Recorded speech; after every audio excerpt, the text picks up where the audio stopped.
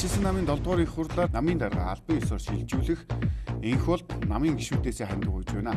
Тэрээр Facebook хуудасаараа дамжуулан ардчилсан намын 7 дугаар их хурл зориулан хандив өргөнө. Олигархаас биш олон түмнээс санхүүждэг нам болохыг эхлэл тул ардчилсан намын гишүүд дэмжигч та бүхэндээ найдаж байгаа шүү. Олонний өвч олонгүй далаа та бүхэндээ найдаж байгаа шүү гэдгийг мэдэгджээ. Вьетнам улсын засгийн газар тус улсад аялал жуулчлалын зорилгоор 30 дэх хоногоор зорчих 40 улсын иргэд түүний дотор Монгол улсын иргэдэд цахимаар виз олох туршилтын үйлчилгээг энэ сарын 1-ний өдрөөс 2 жилийн хугацаанд хэрэгжүүлэх шийдвэрийг гаргалаа. Монгол улсын их хурлын дарга Мегомбын энх болтод эрүүгийн иргэийг хянан шийдвэрлэх тухай болон зөрчил шалган шийдвэрлэх тухай хуулийн төслүүдийг хууль зүйн дотоод иргэний сайд Бямцогт өргөн мэдүүллээ.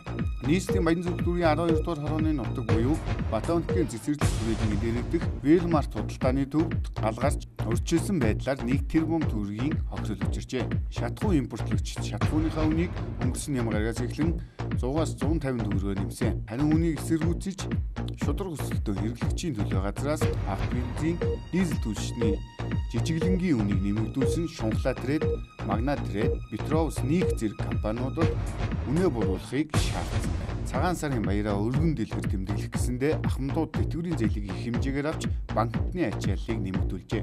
Манай улсад нийт 378 мянга орчим тэтгэвэр авахч байгаагийн 60% нь тэтгэврээ барьцаалан зээл авсан байдаг тоог Салбарын яамны сайд өглөө. Нийслэлийн засаг дарга бөгөөд Улаанбаатар хотын захирагч Батбол иргэдийн хүлээн авах ээлж дуудалтаа хэлээ. Уулзалтын үеэр хотын дарга иргэдийн шийдвэрлэж өгөхийг хүссэн асуудлын талаар холбогдох байгууллага албан тушаалтантай уулзаж эрх мэдлийнхаа хүрээнд боломжийн хэмжээнд асуудлыг шийдвэрлэх гэдгээ амлалаа.